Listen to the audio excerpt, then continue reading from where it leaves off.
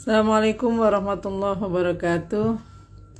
Teman-teman sekalian, ketemu lagi dalam IG Live Ngaji KGI tentang nalar kritis muslimah bersama beberapa lembaga dan generasi milenial yang mewakilinya. Sore hari ini kita akan membahas tentang salah satu judul dalam buku Nalar Kritis Muslimah, yaitu perempuan sebagai tiang negara. Nah, sehubungan dengan ini kita akan ngobrol bersama Dr. Fauziah Al-Balqis, dokter yang masih hangat, panas, dari PT IKI. Dia adalah juga Ketua Forum Daiyah Fatayat NU atau Fordaf Bogor. Nah, kita tunggu dulu sampai Mbak Dr. Fauziah Al-Balqis login. Mana ya? Kok ini baru suaminya sih yang masuk? Mana nih Mas Habibi? Teteh Dr. Balqis, mana dia? Ditunggu. Kita akan bahas sekali lagi ya. Siapa yang belum tahu bukunya nih? Mana bukunya ya? Bukunya berjudul Nalar Kritis Muslimah. Kok jauh nih bukunya? Ini dia. Bentar ya. Ini dia Nalar Kritis Muslimah. Mana nih Mas Habibi? Oh, ini dia, kayaknya udah ada yang merah-merah. Nah, ini dia udah datang. Silakan teman-teman, boleh pinjam, silakan ke siapa saja yang punya, dibaca. Baca, yang penting membacanya ya. Assalamualaikum. Masya Allah, subhanallah, tabarakallah. Kelihatan salehah sekali. Semoga aslinya juga begitu. Amin. Assalamualaikum Bu Nyai. Waalaikumsalam. Saya ini backgroundnya terinspirasi dari Bu Nyai. Asli ya? Jadi bukan buku lagi Bu Nyai. Gak apa-apa, langsung dibaca. Kita mulai yuk. Baik. Assalamualaikum warahmatullahi wabarakatuh. Waalaikumsalam warahmatullahi wabarakatuh. Bismillahirrahmanirrahim. Alhamdulillahirabbil alamin. Allahumma sholli ala sayyidina Muhammad wa ala ali sayyidina Muhammad. Rabbi shrahli sadri wa yassirli amri wahlul 'uqdatam min lisani yafqahu qawli. Terima kasih Bu Nyai sudah diberikan kesempatan untuk bergabung di Ngaji KGI sambil ngabuburit hunting ilmu ini Bu Nyai. Terima kasih juga buat teman-teman Fordap, teman-teman jamaah Ngaji KGI, dan juga teman-teman yang ikut live di IG sore hari ini. Begini Bu Nyai, perkenalkan dulu. Nama saya Balqis Bu Nyai. Saya dari Fordap. Panggilan kesayangan itu Lilis Bu Nyai. Okay. Saya perwakilan dari Fordap Kabupaten Bogor, Forum Daiyah Fatayat. Kebetulan saya ketuanya di Kabupaten Bogor. Mungkin bagi Bu Nyai ini adalah hal yang baru ya, karena baru saja launching, dan kalau di Kabupaten Bogor ini baru 1 bulan Fordap ini. Keren. Tujuannya mungkin Fordap ini salah satunya sama-sama untuk memajukan bangsa, Bu Nyai. Karena di Indonesia ini masih 10% daiyahnya. Sisanya itu dai. Jadi harapannya ada Fordap ini perempuan ikut. Persentasenya tidak terlalu jauh lah Bu Nyai. Ya. Tapi kalau ngomongin bangsa ini Bu Nyai, saya itu kemarin saya ini kan baca-baca bukunya Bu Nyai nih, Nalar Kritis Muslimah. Pas di halaman 100 nih Bu Nyai, makanya saya milih judul ini. Di halaman 100. Ya, ada judulnya Perempuan sebagai Tiang Negara. Kan aduh, pas banget dengan tujuan Fordap. Nah, tapi tapi ada yang menarik di sini. Sebetulnya kalau di sini kan awalnya bahwa negara ini perempuan ini kalau perempuan baik maka negara ini baik, tapi kalau perempuan ini buruk maka negara ini buruk. Tapi kata Mbak Yunianti Huzaifah ini mengatakan bahwa sayangnya bukan bukan jadi berbangga diri, tapi malah kata Mbak Yunianti ini semuanya malah jadi perempuan yang bertanggung jawab gitu.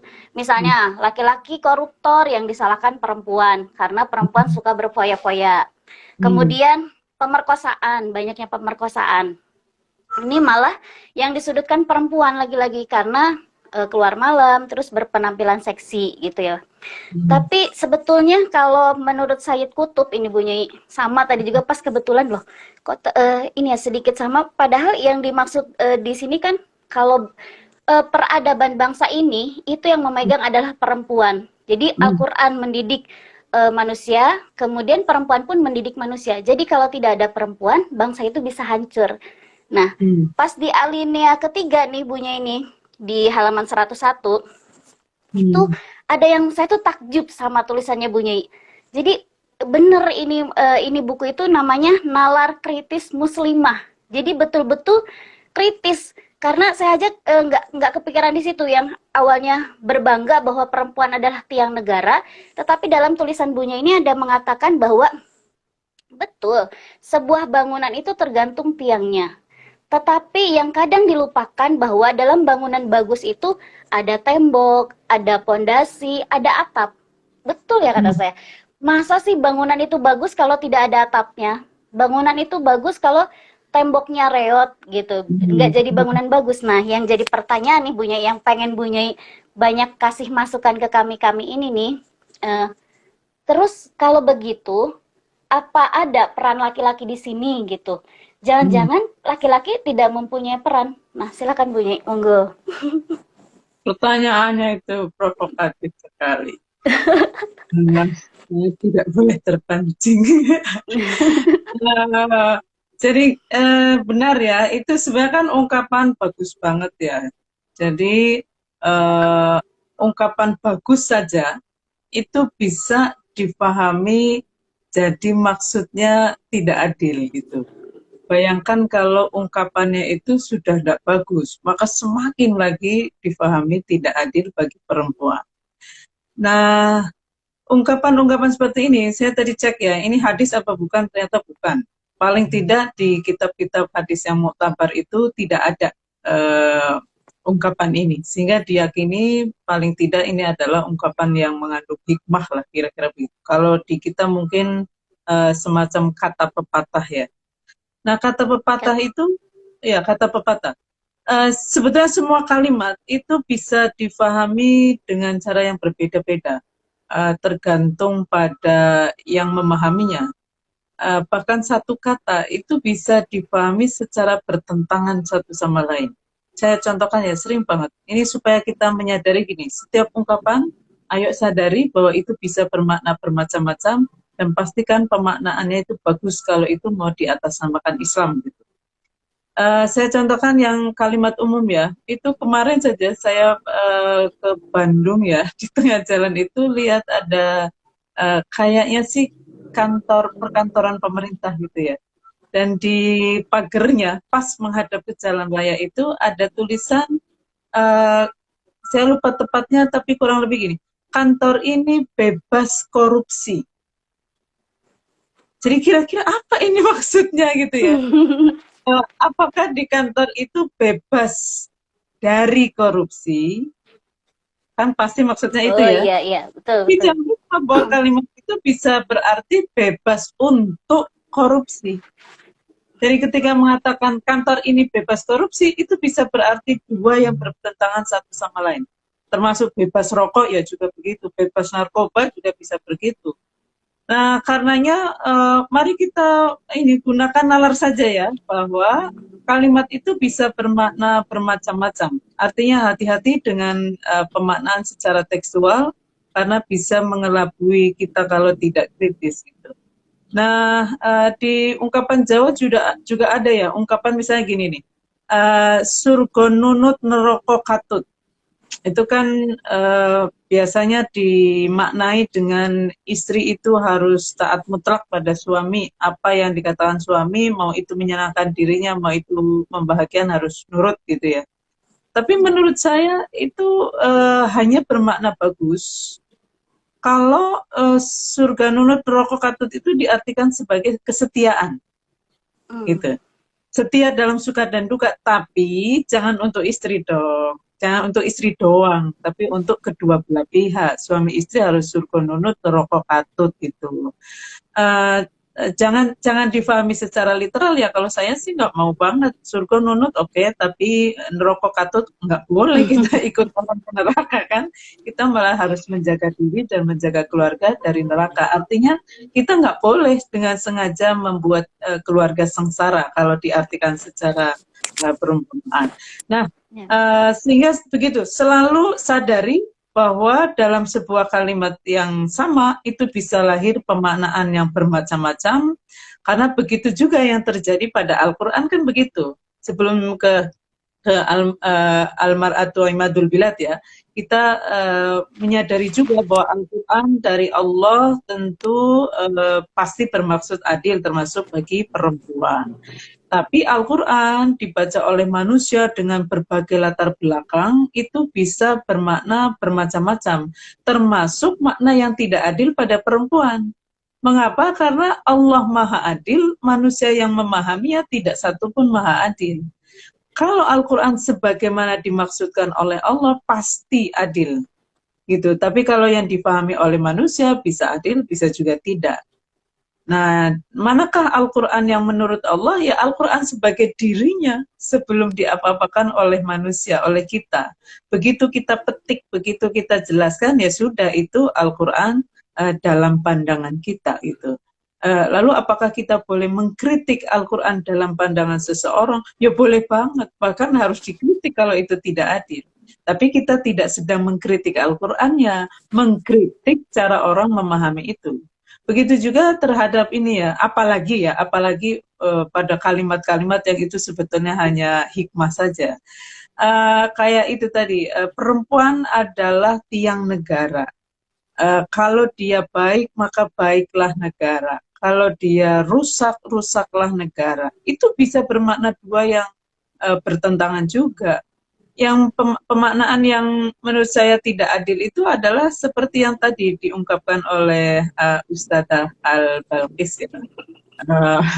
Mengatakan bahwa atau mengutip dari Mbak Yuni, kalimat itu seringkali dipakai untuk alasan menyalahkan perempuan kalau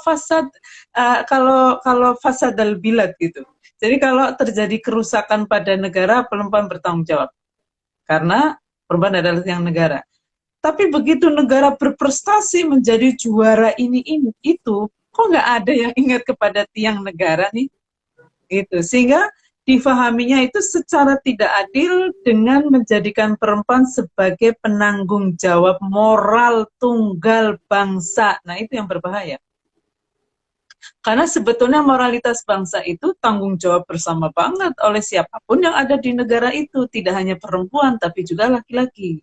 Mengapa? Karena di dalam Islam itu kan semua manusia, mau laki-laki mau perempuan, itu punya amanah melekat di dalam dirinya.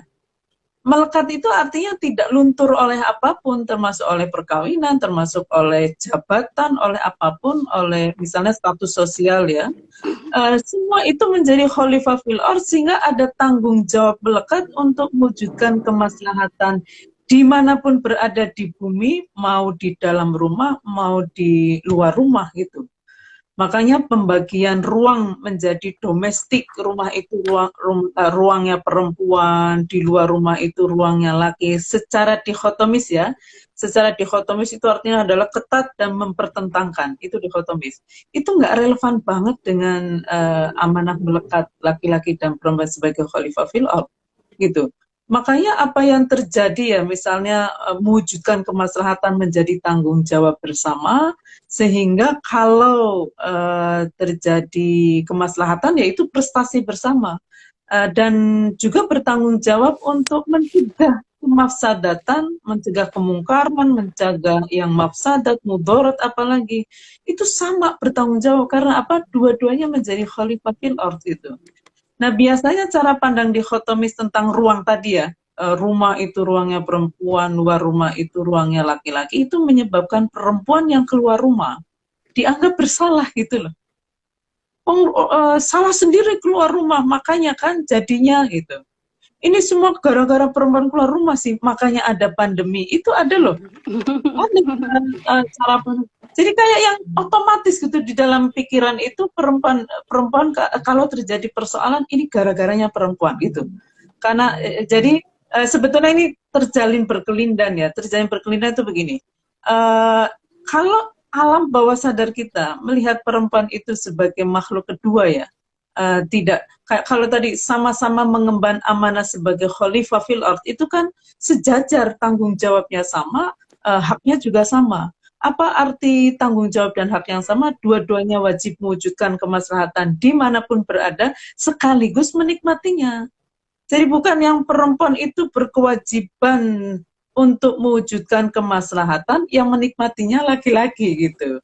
Nah ini nggak Islami banget karena sistem kehidupan yang diinginkan, dicita-citakan oleh Islam itu adalah sistem kehidupan, ini bisa apa saja ya, perkawinan, keluarga, masyarakat, negara, sistem ekonomi, budaya, politik, dan lain sebagainya, yang dikehendaki oleh Islam atau yang Islami, karena itu adalah yang menjadi anugerah bagi semesta, artinya adalah anugerah bagi siapapun yang berada di dalam sistem itu. Gitu. Kita warga negara bukan warga negara, perempuan juga. Oh, berarti kita dicita-citakan oleh Islam untuk dapat manfaat dari sistem negara gitu. Prinsip dasarnya begitu. Jadi dua-duanya menjadi subjek penuh, dua-duanya wajib mewujudkan kemaslahatan, sekaligus menikmatinya, dan dua-duanya wajib mencegah kerusakan sekaligus dilindungi darinya dimanapun berada, mau dalam perkawinan, dalam keluarga, masyarakat, dan seterusnya. Makanya cara pemahaman itu kan sebenarnya tulisan saya agak emosi itu. Agak emosi karena ngelihat ada tweet ya, waktu itu Hari Ibu ceritanya. Terus ada nadanya tuh kadang positif gitu, tapi kok ujung-ujungnya kayak membebankan moralitas pada perempuan gitu. Tweet itu bunyinya gini. Kurang lebih ya. Selamat Hari Ibu. Negara ini berhutang pada perempuan karena kalau korupsi itu berkurang itu adalah karena jasa dari gitu. Itu kan kalimat positif banget. Oh, iya. Hati-hati. Negatif banget, negatif banget. Kalimatnya positif, terima kasih, memuji, Iya, awalnya. itu tiang negara, itu kan positif banget. Tetapi implikasi ini ya, implikasi dari kalimat itu seringkali adalah perempuan yang bertanggung jawab atas korupsi, karena ada juga kan ungkapan malah saya lupa persis ya, tapi kira-kira beginilah, perempuan itu kalau mampu menahan diri untuk belanja maka dia tidak akan suami-suami tidak akan korupsi gitu. Jadi kan dengan makna lain kayaknya kan berterima kasih tuh. Tapi balik terima kasih itu mengandung cara pandang bahwa kalau terjadi korupsi itu berarti karena perempuannya suka belanja itu. Nah itu yang harus hati-hati ya, karena sekali lagi ya, kalimat positif pun itu bisa bermakna negatif kalau difahami dengan kesadaran yang berbeda gitu. Kesadaran bahwa misalnya perempuan itu adalah sumber masalah, misalnya sumber fitnah ya, itu bisa bahaya banget ya, karena bahkan ketika perempuan menjadi korban dari sebuah kejahatan, misalnya perkosaan, kayak tadi disebutkan, itu langsung yang refleks gitu loh. Ingat nggak dulu di DKI itu ada perempuan diperkosa di angkot ya? Akan lalu malah yang punya otoritas mengatakan, ya duduknya harus hati-hati karena bisa keluar malam juga gitu ya. Subuh-subuh waktu itu, padahal ibu itu mau belanja ke pasar loh. Artinya dia akan belanja untuk dijual lagi dan itu menafkahi keluarganya. Jadi prinsip dasarnya mungkin nih adalah gimana caranya ya ruang manapun, mau itu di dalam rumah, mau di luar rumah, itu aman gitu loh buat laki-laki maupun perempuan, aman bagi laki-laki dan perempuan untuk tidak menjadi korban maupun pelaku gitu. Jadi gimana caranya kita berpikir laki-laki dan perempuan itu menjadi penanggung jawab bersama moralitas bangsa, dan itu dilakukan dengan cara membuat sebuah sistem ya, termasuk perlindungan hukum untuk menghukum mereka yang melakukan kekerasan seksual, misalnya melalui undang-undang penghapusan kekerasan seksual. Karena sebenarnya undang-undang semacam ini melindungi dua-duanya loh dari Tapi belum disahkan juga ya Bunya ini. iya, menjadi korban maupun pelaku. Mengapa susah disahkan? Itu saya kok akhirnya mikir gini ya. Di masyarakat kita itu kan banyak banget yang masih menjadikan kekerasan seksual sebagai bahan candaan. Ya nggak? Sering nggak? Iya, iya. Ya Iya. kan sering Karena perempuan ikut menikmati ketika ada pelecehan. Betul. Itu kan nggak habis pikir. Ya, kadang bercanda itu gini ya, dan kita pun kadang ya sebagai perempuan itu yang lucu ketawa loh. Jadi jangan-jangan kita juga memang mewarisi nilai-nilai bahwa yang begitu itu lucu gitu. Karena kan kita Iya. sejak kecil disajikan guyonan-guyonan, cara pandang yang sangat seksis, yang sangat meletakkan perempuan sebagai objek seksual, sehingga perempuannya sendiri bahkan ketika sudah belajar gender begitu lama, belum tentu alam bawah sadarnya itu berbeda. Saya ingat sekali ya, dulu itu ada candaan yang sebenarnya seksis, tapi saya sedih banget karena kemudian menyadari saya itu langsung ketawa gitu. Ya Allah, kok saya ketawa sih? Apa artinya? Artinya adalah kekerasan seksual itu masih dipandang sebagai sesuatu yang lucu.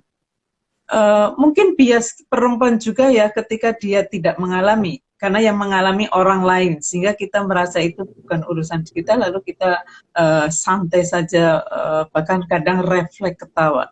Misalnya kita bukan sebagai janda, maka guyonan terhadap janda mungkin banget banyak juga ditertawakan oleh perempuan yang tidak mengalami itu. Tapi begitu menjadi janda, kita akan sensitif bahwa itu tidak layak. Apalagi guyonan tentang kekerasan seksual ya, itu bagi korban kekerasan seksual adalah sangat menistakan sekali, penderitaannya dianggap sebagai sesuatu yang lucu. Nah, bayangkan loh, kekerasan seksual yang itu melahirkan penderitaan bagi perempuan ya, karena umumnya adalah korbannya perempuan, meskipun ada laki-laki juga, tapi mayoritas adalah perempuan. Itu membuat penderitaan bisa seumur hidup traumanya, dan masyarakat kita masih melihat itu sebagai sesuatu yang lucu. Maka mungkin ya RUU PKS itu di alam bawah sadar banyak masyarakat kita juga tidak begini, ngapain sih sesuatu yang lucu, menghibur, menyenangkan, kok mau dihapuskan gitu. Kenapa sih orang lucu kok minta dihapuskan melalui undang-undang lagi, lebay. Mungkin begitu. Jadi begitulah kekerasan berbasis gender ya. Jadi kekerasan berbasis gender pada perempuan, atau kekerasan dialami oleh perempuan hanya karena menjadi perempuan, itu mempengaruhi cara kita melihat humor. Jadi humor itu diwarnai oleh kekerasan berbasis gender, banyak sekali. Karenanya ketika kita marah terhadap kekerasan berbasis gender di dalam humor, kita dianggap selera humornya jelek. Nggak bisa bercanda banget. Ini gitu aja marah. Baper. Nah, begini, baper. Pertanyaan kita kan begini, sebetulnya siapa sih yang selera humornya jelek itu? Kita yang marah, atau mereka yang menjadikan penderitaan orang itu sebagai bahan candaan gitu. Nah, kita tentu saja meyakini bahwa yang kedua itu yang harus dibangun kesadaran bahwa tidak layak menjadikan penderitaan orang, meskipun itu bukan penderitaan sendiri, sebagai sesuatu yang bisa ditertawakan. Nah, begitu. Maka kembali lagi ya, tiang negara itu misalnya gini, gimana ya bisa, lalu apa arti yang positif dari tiang negara? Nah, itu pesan positif banget kalau dimaknai, kan gini ya, perempuan tiang negara, kalau dia baik, baiklah negara, kalau dia buruk, buruklah negara. Oh, berarti perempuan ini penting banget dalam kemajuan bangsa. Kalau bangsa ingin maju, majukan perempuannya. Jangan biarkan perempuan nikah di usia anak. Gimana mau nikah di usia api? Gimana bangsa mau maju? Kalau tiangnya saja masih anak-anak sudah diberi kewajiban yang begitu berat. Nah, yang kedua juga sebagai tiang negara ya, itu artinya sesuatu yang penting dalam ya kesejahteraan negara. Artinya negara tidak bisa dianggap sejahtera kalau perempuannya itu menderita. Nah, membuat kesejahteraan bangsa ya, kemajuan bangsa, itu mesti juga menyadari bahwa bangsa laki-laki dan bangsa perempuan itu sama-sama bangsa, sama-sama warga negara, tapi ingat, takdir kemanusiaannya secara fisik itu berbeda. Gitu. Jadi kalau mau memajukan bangsa, mau mewujudkan kesejahteraan bangsa, harus ingat bahwa bangsa itu ada laki-laki, ada perempuan. Dan sekalipun mereka sama-sama bangsa, harus disadari bahwa perempuan punya sistem tubuh yang berbeda dengan laki-laki. Sehingga laki-laki hanya mengeluarkan sperma dalam hitungan menit bahkan detik, sistem reproduksinya ya. Perempuan itu mengeluarkan darah, menstruasi mingguan, melahirkan, nifas sampai 2 bulan. Tidak hanya mengeluarkan darah, tapi juga mengeluarkan bayi. Nah, itu tubuh perempuan. Laki-laki tidak mengalami sama sekali. Yang berikutnya adalah menyusui 2 tahun. Berarti pengalaman tubuh bangsa laki-laki dengan tubuh bangsa perempuan itu berbeda. Laki-laki menitan dan itu nikmat, perempuan menitan ada, jam-jaman ada, harian ada, mingguan ada, bulanan ada, bahkan tahunan ada, dan semua ada rasa sakitnya. Maka mau mewujudkan, misalnya mau menjadikan perempuan sebagai tiang negara yang kuat, maka negara harus memastikan fungsi reproduksi perempuan itu dijalani dengan cara-cara yang tidak melemahkan, tapi justru menguatkan. Gitu. Nah, ini ciri negara yang Islami adalah punya perhatian khusus pada pengalaman biologis perempuan yang berbeda dengan laki-laki. Tidak justru menjadikan itu alasan untuk melemahkan, meminggirkan, menstigma perempuan sebagai bangsa yang akalnya lemah misalnya, lalu tidak dipercaya untuk maju menjadi pemimpin negara, justru harus disikapi dengan cara yang membuat perempuan itu nyaman dalam menjalankan fungsi reproduksi, terutama yang laki-laki enggak mengalami sama sekali. Karena nggak mengalami, maka tidak pernah, mungkin tidak tahu sakitnya menstruasi, hamil, melahirkan, nifas, dan menyusui itu kayak apa.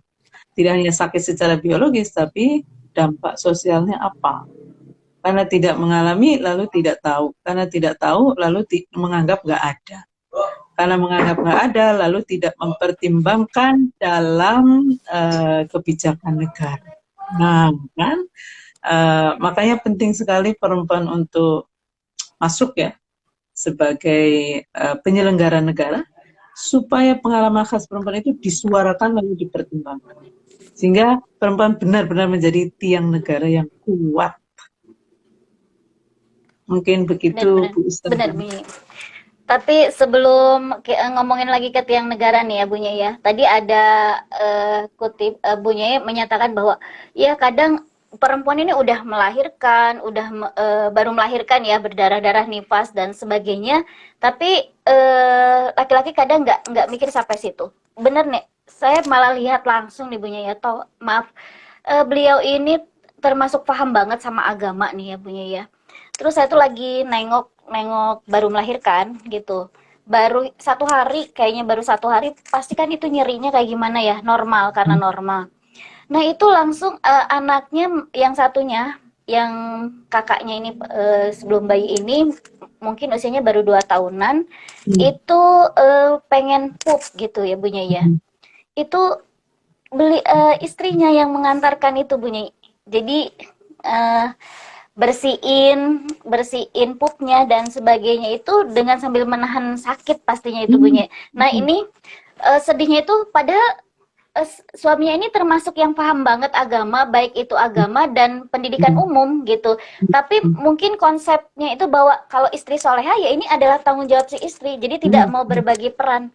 Nah, itu salah satu seandainya ini juga ditonton harusnya bukan hanya perempuan. Jadi ketika kita memperjuangkan hal-hal perempuan, hak-hak perempuan, sayangnya yang nonton masih perempuan-perempuan juga. Jadi harusnya seimbang juga. Nah, ini mungkin Bunya gimana cara memberi pemahaman juga yang mengetahui hak-hak perempuan ini kan masih sedikit ya Bunya ya. Nah, ini ada solusi atau apa dari Bunya gitu. Kalau yang dikembangkan oleh ngaji KGI itu kan membangun kesadaran tentang kemanusiaan penuh perempuan ya. Jadi melalui lensa yang disebut lensa keadilan hakiki perempuan. Nah, lensa ini tentu saja tidak hanya untuk melihat keadilan secara umum, tapi juga kemaslahatan dalam agama, kebijakan dalam negara, kearifan sosial di masyarakat, supaya benar-benar maslahat, bijak, dan arif pada perempuan, mesti menggunakan lensa ini, mengintegrasikan pengalaman kemanusiaan perempuan dalam konsep keadilan, kemaslahatan, kebijakan, kearifan, dan aneka konsep universal lainnya. Misalnya gini ya, apa itu konsep keadilan hakiki perempuan? Adalah yang disebut adil itu hanya dan hanya jika ia tidak menambah rasa sakit pengalaman biologis yang memang dari sononya sudah sakit gitu loh. Menstruasi ada, kata agama ya. Hamil, melahirkan, nifas, dan menyusui disebut kurhan, sesuatu yang merepotkan, atau wahnan, bahkan wahnan ala wahnin itu sakit yang berlipat-lipat, sakit yang berturut-turut. Kan habis hamil langsung melahirkan, nggak pakai istirahat dulu, langsung nifas, langsung menyusui. Coba 9 bulan plus, 2 bulan plus. Nah, sementara laki-laki hanya menitan. Dan itu nikmat. Perempuan itu sakit ini, makanya laki-laki walaupun nggak tahu, ayo berusaha tahu. Karenanya Al-Quran itu dahsyat sekali ya dalam melihat pengalaman biologis ini. Ketika disebut ada, sakit, itu sebetulnya sedang membangun cara pandang yang empatik. Siapa yang disuruh punya cara pandang empatik? Suami. Fatazilun nisa fil mahid, itu suami yang disuruh.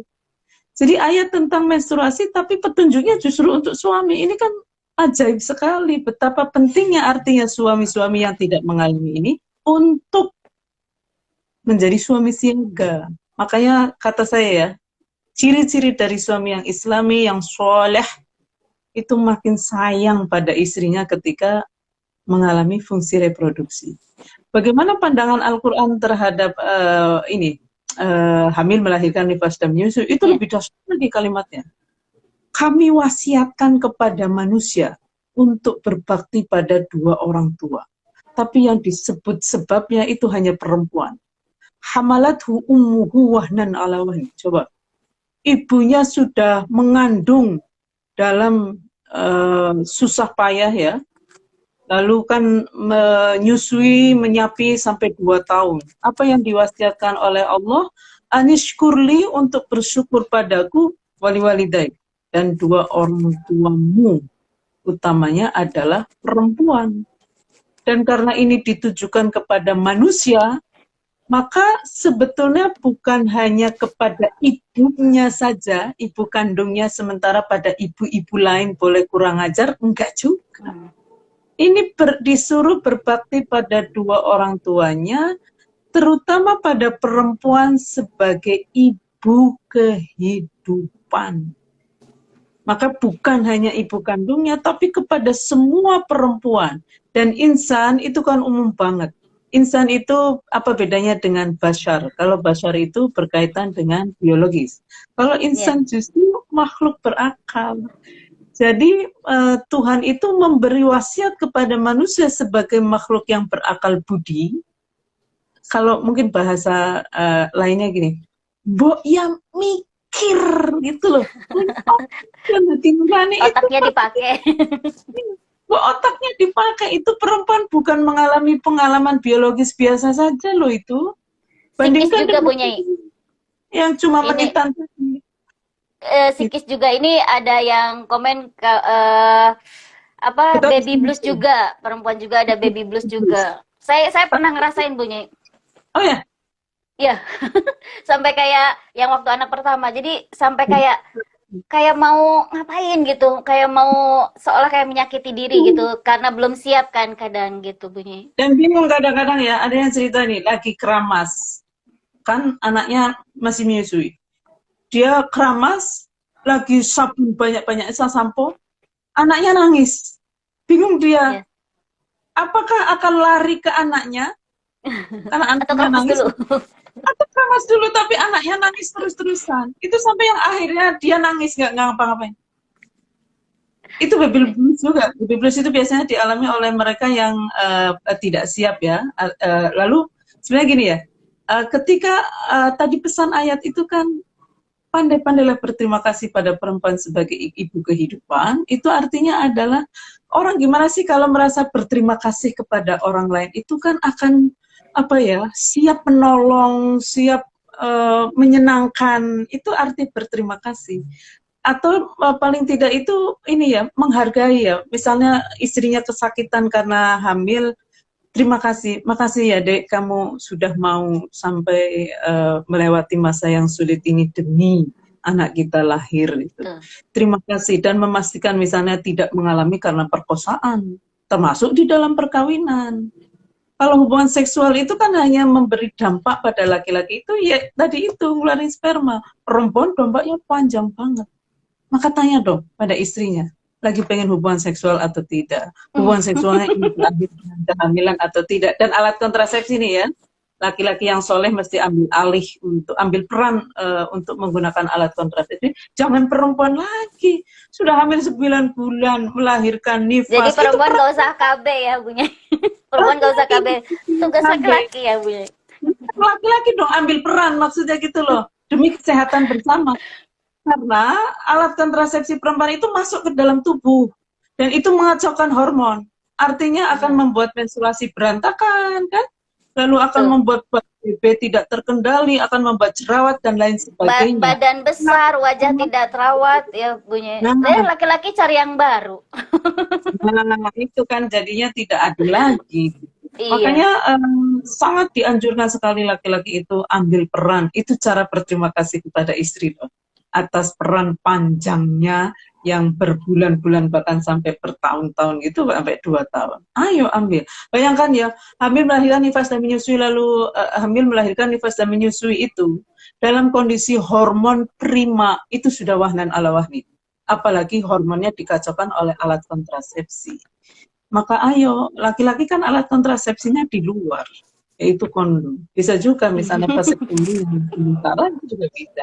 Nah yang kedua, ini ya, yang kedua tadi kan biologis ya, Iya, iya. pastikan lensa keadilan hak perempuan, pastikan pengalaman biologis, khususnya yang 5 ini, perempuan, tidak makin sakit. Bahkan sebisa mungkin itu menjadi nyaman. Itu baru disebut adil gitu loh. Kalau bikin makin sakit, oh berarti nggak adil itu bagi perempuan. Meskipun bagi laki-laki yang tidak mengalaminya adil, maslahat. Tapi ingat, Islam itu menghendaki kemaslahatan untuk kedua belah pihak, bukan hanya salah satu. Maka sebuah tindakan yang laki-laki tidak mengalami dampak buruknya, sementara perempuan mengalami dampak buruknya, ya harus dicegah. Kayak kawin anak itu loh. Kawin itu kan akan mengakibatkan perempuan hamil, melahirkan, nifas dan menyusui. Bayangkan, di usia dewasa saja sakit. Apalagi di usia anak-anak, berarti makin sakit. Karena makin sakit berarti tidak maslahat gitu loh. Yang kedua adalah berkaitan dengan kerentanan perempuan ya. Mengalami ketidakadilan hanya karena menjadi perempuan. Karena apa? Karena sejarah panjang peradaban manusia yang tidak beradab pada perempuan dengan menganggap perempuan itu bukan manusia, atau manusia tapi tidak seutuhnya manusia, tapi standar kemanusiaannya laki-laki. Padahal laki-laki nggak mengalami menstruasi, hamil, melahirkan, nifas, dan menyusui. Gitu. Nah, ini artinya tidak menganggap, kalau menganggap problemnya perempuan atau masalah yang mungkin dialami oleh perempuan selama masa reproduksinya itu sebagai problem keperempuanan, bukan problem kebangsaan, bukan problem kemanusiaan, bukan problem keumatan, ya berarti belum memanusiakan perempuan secara seutuhnya. Karena fungsi reproduksi itu bagian tak terpisahkan dari kemanusiaan perempuan.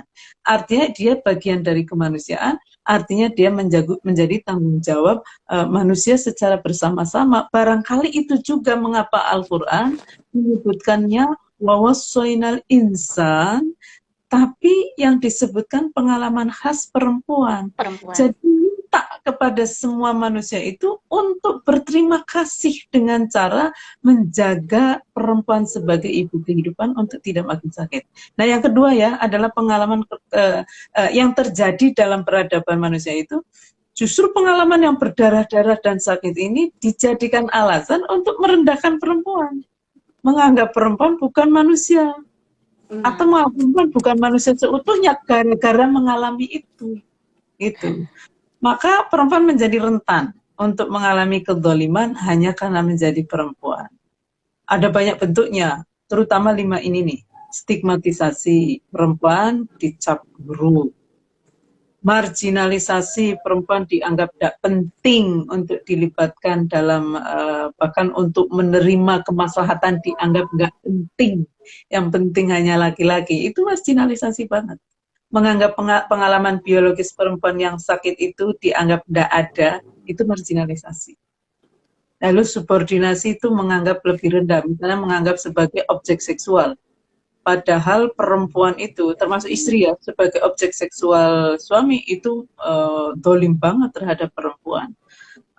Dan itu bertentangan banget dengan Islam. Mengapa? Karena Islam itu menegaskan laki-laki dan perempuan sebagai manusia itu adalah makhluk yang berakal, jadi makhluk intelektual sekaligus mengemban amanah sebagai khalifah fil ardh, berarti makhluk spiritual.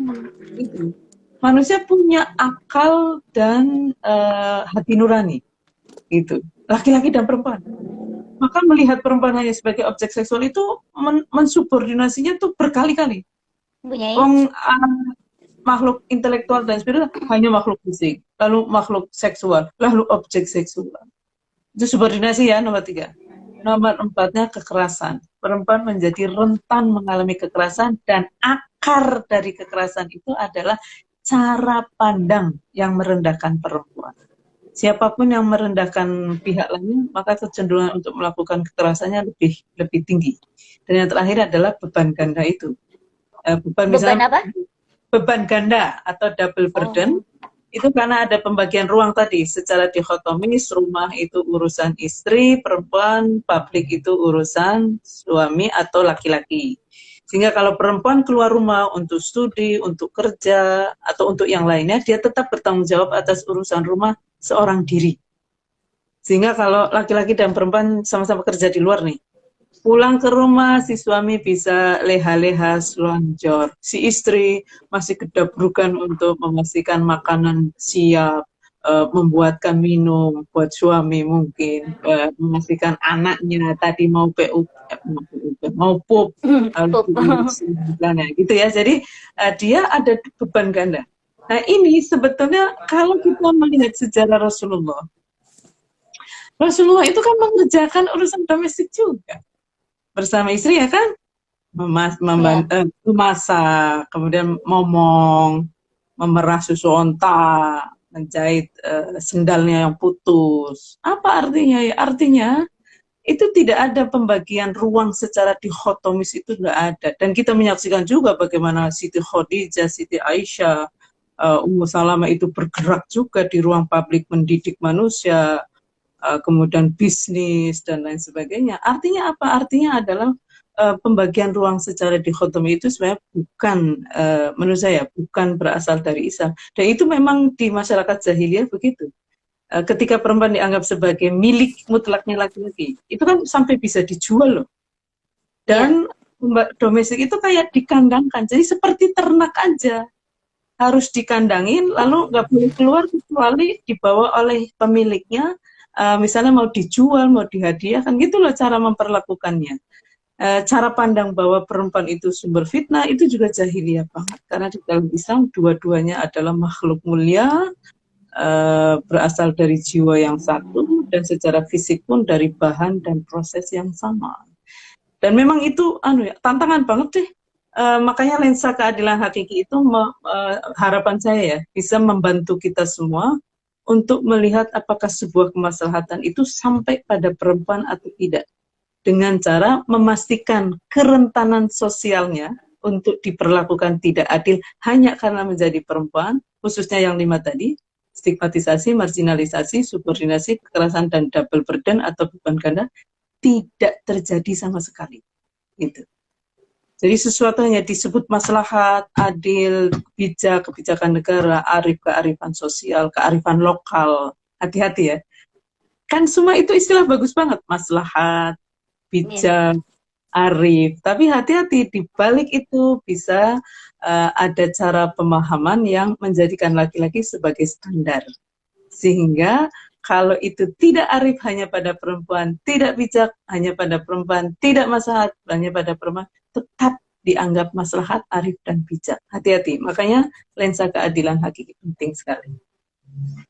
Kembali nih ya, Bunyai ke tiang negara tadi ya Bunyai. Tapi emang sebetulnya betul sih kayak di Roma itu ya Bunyai ya, perempuan diperjualbelikan. Jadi dianggap tidak memiliki jiwa. Kayak di Yunani tuh perempuan ini tuh ada rohnya apa enggak gitu. Kemudian di India juga kalau suaminya meninggal, jadi emang betul-betul bucin, tapi bucinnya tingkat dewa gitu. Betul, aku layak hidup nggak sih? Betul. Bucinnya itu hanya Iya. istri kepada suami nggak boleh cinta. Iya, perempuan aja. Jadi kalau suaminya meninggal, perempuan kayak udah layah mutu walayah ya nggak mati dan nggak hidup. Nah, tapi apa ada nggak sih Bunyi konsep sebelum ada konsep bahwa perempuan ini tiang negara, sebelumnya ini perempuan perannya sebagai apa gitu? Ada konsep lain nggak sebelum negara ini? Tentu saja ya, perempuan sebagai individu itu kan kalau di dalam Islam itu kan standarnya cuma satu aja, standar kualitas manusia baik laki-laki maupun perempuan itu berkaitan dengan status melekat tadi sebagai hanya hamba Allah, sehingga bukan hamba siapapun dan tidak boleh juga diperlakukan, tidak boleh menganggap orang lain itu sebagai hambanya dan tidak boleh juga meletakkan diri sebagai hamba orang lain, karena dua-duanya hanya hamba Allah. Amanah melekat tadi sebagai khalifah fil ard yang tugasnya adalah mewujudkan kemaslahatan seluas-luasnya. Maka nilai manusia, laki-laki maupun perempuan, itu benar-benar hanya ditentukan oleh satu hal, yaitu sejauh mana komitmen untuk hanya menghamba kepada Allah itu melahirkan kemaslahatan kepada sesama hamba Allah. Karena kan tadi amanahnya kemaslahatan, statusnya hanya hamba Allah. Itu yang disebut dengan takwa. Takwa itu adalah komitmen tauhid kepada Allah yang melahirkan kemaslahatan pada sesama hamba Allah. Atau komitmen untuk beriman kepada Allah sebagai satu-satunya Tuhan yang melahirkan perilaku baik atau amal soleh kepada sesama hamba atau makhluk Allah itu. Maka takwa itu bukan hanya hubungan baik kita dengan Allah lalu titik ya, tapi hubungan baik kita kepada Allah yang melahirkan hubungan baik kita dengan hamba Allah. Makanya i'adilu wa aqrabu littaqwa, coba. Bersikap adillah. Karena itu lebih dekat kepada takwa. Berarti orang yang takwa yang paling mulia di sisi Allah itu harus adil. Termasuk adil gender pada perempuan. Itu. Bahkan tindakan suami istri ya dalam perkawinan itu menentukan takwa kepada Allah. Sebenarnya tidak hanya itu, semua tindakan manusia itu menentukan ketakwaannya. Sementara takwa itu satu-satunya parameter. Sehingga manusia itu diminta untuk berproses menjadi diri yang terbaik, menjadi versi terbaik dirinya dengan segala kapasitas dan kemampuan yang dimilikinya. Itu yang khairun nasi anfa'uhum linnas. Baik-baik manusia adalah yang menjadi diri terbaik sehingga bisa menjadi anugerah seluas-luasnya. Maka hanya itu. Dan perempuan, termasuk juga laki-laki ya, itu sebetulnya sama-sama harus menjadi diri yang terbaik sebagai individu, sebagai warga negara, sehingga bisa support pada kemajuan negara, bukan malah justru menjadi problemnya negara gitu. Jadi gimana caranya setiap individu itu bisa menjadi diri yang terbaik sebagai muslim, diri yang terbaik sebagai istri, sebagai suami, sebagai ayah, ibu, anak, dan diri yang terbaik itu adalah proses terus-menerus. Makanya takwa juga adalah sesuatu yang dinamis. Iman itu fluktuatif, yazidu wa yanqusu. Iya, Naik turun, naik turun ya. naik turun kayak mata uang itu naik turun, fluktuatif. Tadi khairun nas anfa'uhum linnas ya bunyi. Jadi emang yang harus digarisbawahi bahwa nas tidak itu merujuk hanya laki-laki atau perempuan. Jadi emang betul-betul bisa dijadikan juga di negara ini ya laki-laki ya perempuannya emang betul-betul harus saling memberikan manfaat ya bunyanya ini ya maksudnya ya. Betul. Kalau dikaitkan dengan tiang negara ini. Dan tidak memanfaatkan secara sepihak gitu. Manfaatnya Take itu and untuk give. bersama. Ya, take and give. Jadi laki-laki dan perempuan di dalam Islam itu didorong untuk saling mendukung agar maju, lalu kemajuan itu dinikmati bersama gitu. Dinikmati bersama itu artinya adalah tidak dijadikan modal bagi pihak lain untuk menistakan yang lainnya. Misalnya soal rezeki nih. Suami dan istri itu saling support untuk bisa bekerja mandiri.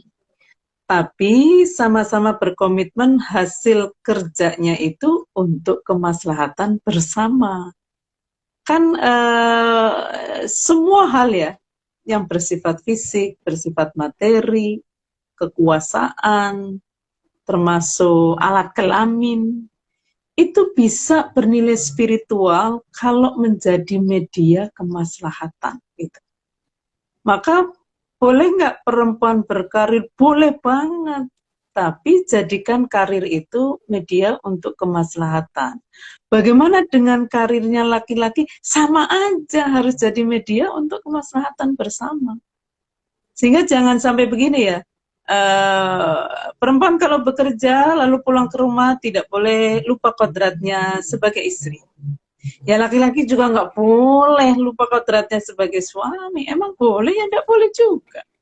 Nggak Iya, boleh punya ya sebagai ibu. seandainya Laki-laki seandainya juga. nih kok kodrat apa niat awal ini dipegang semua sama suami atau istri. Jadi misalnya wanita berkarir kan ditakutkan perempuan itu biasanya kalau udah mandiri lupa, akhirnya dia berselingkuh. Begitupun sebetulnya laki-laki, ketika dia sukses dia akan lupa. Tetapi kalau tadi pernyataan tadi bahwa perempuan ya laki-laki niatnya satu sama bahwa berkarir atau mencari nafkah itu tujuannya adalah untuk kemaslahatan keluarga, maka kata-kata selingkuh itu insya Allah tidak ada ya Bunya ya.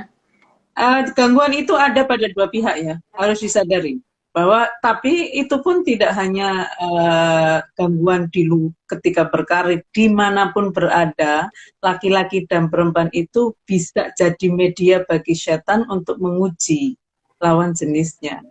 Tidak hanya di pekerjaan, di dalam rumah ya sama aja, apalagi sekarang medsos. Iya, Nggak ada DM lupa. ya Bunya ya. Sehingga komitmennya ya, komitmen ini menurut saya penting banget ya. Bagaimana ada kesadaran spiritual sebagai makhluk spiritual kan begini. Semua orang itu mengalami kelahiran berkali-kali dalam hidupnya. Itu kelahiran fisik ya, kita keluar dari rahim ibu. Itu kelahiran fisik. Nah, tapi manusia itu kan berkembang. Kesadarannya berkembang. Ketika manusia itu, semua manusia diberi akal, tapi tidak semua manusia secara sadar menggunakan akalnya dalam setiap tindakan agar tindakan bisa maslahat. Nah, maslahat bersama ya. Begitu sadar, setiap tindakan harus difikirkan matang-matang. Kita lahir sebagai makhluk intelektual. Gitu. Nah, semua orang itu punya Tuhan. Mengakui atau tidak, semua orang itu punya Tuhan. Tapi tidak semua orang mempertimbangkan Tuhan dalam setiap tindakannya. Artinya dia menyadari Tuhan itu melihat, mengawasi, dan menghendaki kita untuk bersikap maslahat bersama. begitu menyadari bahwa setiap tindakan, termasuk tindakan yang tidak dilihat oleh siapapun, kalau orang lain nggak ada yang lihat, kan berarti kita sedang berdua dengan Tuhan. Kalau sedang berdua dengan Tuhan kan makin merasa kelihatan jelas banget kalau cuma berdua. Kalau di tengah keramaian, nggak berani berbuat dosa. Begitu sepi kan, rata-rata begini manusia itu. Kalau dilihat orang nggak berani. Kalau sendirian malah berani. Artinya kan kesadaran tentang kehadiran Tuhan itu belum tumbuh. Begitu tumbuh ya, begitu sadar setiap tindakan harus bisa dipertanggungjawabkan pada Allah di hari akhirat nanti, sehingga tidak ada satu jengkal tanah pun di muka bumi yang luput dari pandangan Allah. Kita lahir sebagai makhluk makhluk spiritual. Jadi semua tindakan itu dipastikan diridhoi oleh Allah dengan cara memastikan itu maslahat untuk semua pihak. Tidak zalim pada diri sendiri dan tidak zalim juga pada orang lain. Nah, kesadaran seperti itu kan proses banget. Ujiannya besar banget. Ujian penderitaan, ujian kebahagiaan. Bahkan ujian kebahagiaan itu lebih sulit. Mengapa? Karena enak. Ujian berupa kemewahan enak banget. Makanya orang nggak merasa Nggak kerasa. Nggak merasa diuji, merasanya dapat karunia. Allah sayang sama aku karena aku soleha. Aku menderita gitu. Ya itulah. Jadi dan itu proses banget ya. Saya yang bisa ngomong begini aja belum tentu kok bisa kesadaran dalam setiap detik. Oh, itu harus difikirkan terus-menerus. Bisa saja dalam kondisi kejepit atau dapat karunia yang begitu lalu lupa, ya itulah manusia. Gitu. Maksud saya adalah takwa itu proses terus-menerus sepanjang hayat. Gitu. Sehingga nanti husnul khotimah, nah ini ya, husnul khotimah saya agak berbeda memahami husnul khotimah. Mungkin benar bahwa husnul khotimah tanda-tandanya kalau kita mau mati membaca la ilaha illallah misalnya gitu ya. Tetapi menurut saya husnul khotimah itu adalah akhir yang baik itu begini. Semua amal kita itu kan nanti akan dihitung. Yeah. Kesimpulannya apa? Kita orang baik atau tidak? Nah itu husnul khotimah adalah orang yang kesimpulannya adalah baik. Karena tidak mungkin kita nggak melakukan dosa, itu tidak mungkin. Manusia kalau kita malaikat baru. Kita yang menyimpulkan atau siapa punya? Allah nanti dalam perhitungan akhir itu, yaumul hisab. Kan Tuhan yang akan menentukan apakah sejarah panjang kita, ibarat film itu loh. Kesimpulannya kita itu tokoh antagonis jahat, ataukah tokoh protagonis baik. Nah, husnul khotimah adalah mereka yang perjalanan hidupnya ya dengan segala kemanusiaan, kewajarannya sebagai manusia itu kesimpulannya baik. Maka menarik untuk merenungkan ya bahwa ujung dari segala ujung itu adalah gimana caranya kita bisa hidup itu manfaat. Aku manfaat, maka aku ada. Maka aku ada.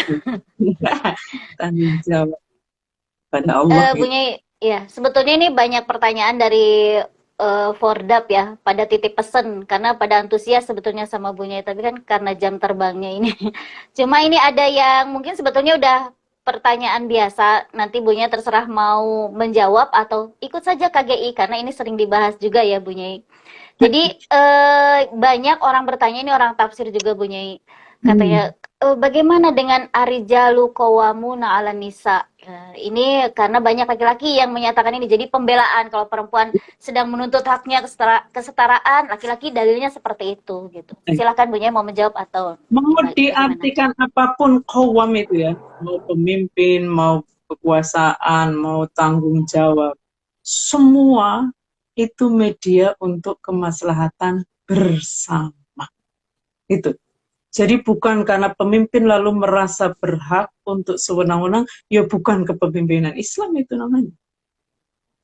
Semua amanah dari Allah berupa apapun ya, ini bisa perempuan juga loh, nanti kalau perempuan rezekinya banyak, istri suaminya kebetulan rezekinya seret, ya punya amanah ini untuk menjadikan rezeki sebagai kebaikan bersama, media untuk mewujudkan kebaikan bersama.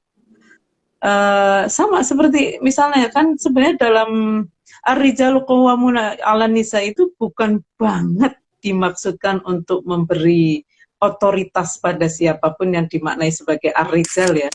Rijal itu kan bisa dimaknai dua, dia secara biologis sehingga tandanya adalah alat kelamin, tapi bisa juga secara sosial tandanya adalah kapasitas, kemampuan, fadilah itu, kelebihan. Kelebihan yang kemudian itu dia menjadi penanggung jawab keluarga. Jadi semua fadilah yang dimiliki oleh laki-laki, yang dimiliki oleh perempuan harus jadi media untuk kebaikan bersama. Gitu. Sehingga bersifat sewenang-wenang karena merasa menjadi pemimpin di dalam keluarga, itu jelas bertentangan dengan ajaran Islam tentang kepemimpinan. Seperti itu sih kalau mau secara metodologi. Ya, ayo ikut ngaji KGI serial yang tentang metode studi Islam perspektif keadilan hakiki perempuan ya. Monggo ikut, terbuka bagi laki-laki dan perempuan, akan dilaksanakan Sabtu dan Minggu ini. Sabtu 2 kali Daftar ya Bunyi. dan iya harus daftar. Daftarnya itu minggunya siang ya. Daftarnya itu buat surat pernyataan karena ngaji ini gratis tapi Udah dikasih ilmu ya. wajib disiplin. Disiplin. Jadi satu kali saja nggak ikut ya sudah gugur gitu. Tapi Bunyi maaf ya, ini karena kayak dikejar-kejar waktu udah habis ya Bunyi. Satu lagi nih Bunyi, ada dari yang ngechat live di sini bilang bagaimana cara menghilangkan dogma patriarki yang sudah melekat pada masyarakat. Sama nanti satu lagi pengen kita nih Fordap ada pesan dari Bunyi. Silakan.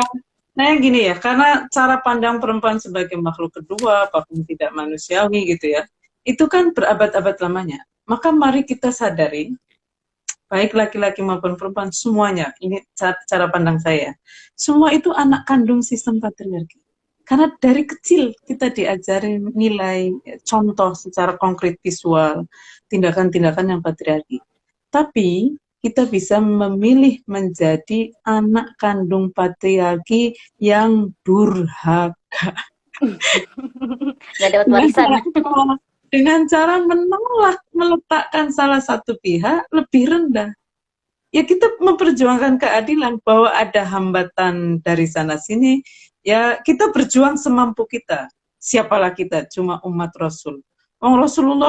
Rasul itu loh sudah diutus semua, sudah selesai. Masih ada ketidakadilan di mana-mana, termasuk ketidakadilan gender. Maka tugas kita adalah melakukan yang terbaik ya. Cara mengatasi ketidakadilan itu hanya menjadi orang kuat. Maka laki-laki perempuan jadi diri yang terbaik. Kuat dalam banyak hal semampunya. Supaya apa? Melindungi diri sendiri dari kezaliman, melindungi orang lain, mungkin anak, mungkin orang tua, mungkin istri, mungkin suami, dari kezaliman orang lain, dan mencegah siapapun yang berbuat zalim untuk berhenti dari melakukan kezaliman. Unsur akhaka zaliman aw madluman. Tolonglah saudaramu dari baik pelaku kezaliman maupun korban Unsur kezaliman. ahoka Zaliman aw madluman. Baik pelaku kezaliman maupun korban. Lalu para sahabat bertanya, gimana cara menolong orang yang berbuat zalim? Orang berbuat zalim kok ditolong? Jawab Rasulullah, cegah dan hentikan dia dari berbuat zalim. Maka semua itu perlu kita menjadi orang kuat. Sehingga ya mari kita berproses terus-menerus menjadi versi diri yang terbaik sampai mati gitu. Jadi terus berproses. Nah, buat Fordaf juga saya senang sekali tadi pembukaannya ya. Fordaf itu penting sekali supaya wacana keagamaan juga mempertimbangkan pengalaman khas perempuan. Wajar kalau laki-laki tidak tahu, lalu tidak mempertimbangkan. Tugas perempuan memberitahu, termasuk tugas panitia. Itu memberitahu para umat juga dai-dai yang tidak mengalami menstruasi hamil melahirkan nifas dan menyusui, gimana caranya nih? Memberitahu dan membawa ayat-ayat agama, ayat-ayat Al-Quran yang punya pesan untuk bersikap respek, hormat pada pengalaman khas perempuan ini. Ayo disuarakan terus-menerus supaya menjadi pengetahuan bersama, supaya menjadi kesadaran bersama. Maka sukses untuk Fordaf. Selamat berjuang. Semoga bisa berbuat baik ya, menjadi diri Fordaf yang terbaik. Itu artinya gimana caranya tuh, pikirkan. Bisa maslahat seluas-luasnya, baik bagi momen yang tepat. Ya, baik kader Fordaf sendiri secara internal maupun jamaah di luar sana yang tak terbatas lagi karena eranya era medsos. Gitu ya. Ya, Makasih banget. makasih Bu Nyai, makasih Bu Nyai, banyak pencerahan. Ya, momen yang tepat ini bagi Fordap untuk mudah-mudahan ini jadi jalan atau wasilah agar ada kesetaraan perempuan. Jadi nanti kita misinya salah satunya itu mungkin. Ya. Makasih banyak ya Bu Nyai ilmunya. Dasarnya adalah kemaslahatan untuk bersama termasuk perempuan. Oh betul, siap. Ya, selalu membawa perempuan di dalamnya. Amin, amin, amin. Terima Ya, kasih. terima kasih. Gitu tuh. Ya, terima kasih buat Bu Nyai atas ilmunya. Mudah-mudahan ini ilmunya sangat mahal dan sangat berharga. Mudah-mudahan keberkahan usia Bu Nyai. Mudah-mudahan dalam perjuangannya segala visi misi yang baik-baiknya itu tercapai ya Bu Nyai ya. Dan mudah-mudahan akan ada generasi-generasi selanjutnya yang memperjuangkan keadilan ini Bu Nyai. Dan terima kasih juga buat teman-teman yang sudah menonton baik itu dari awal sampai akhir ataupun yang sebelum-sebelumnya dan memberikan masukan-masukan di chat dan tidak bisa kami bacakan. Terima kasih banyak dan selamat berbuka. Mungkin kita akhiri. Wallahu muwaffiq ila aqwamit thoriq. Wassalamualaikum warahmatullahi wabarakatuh. Waalaikumsalam warahmatullahi wabarakatuh. Terima kasih juga ya buat Mas Habibi yang dari kasih Bu Nyai. Istimewa. Saya tutup ya. Terima kasih semuanya. Assalamualaikum.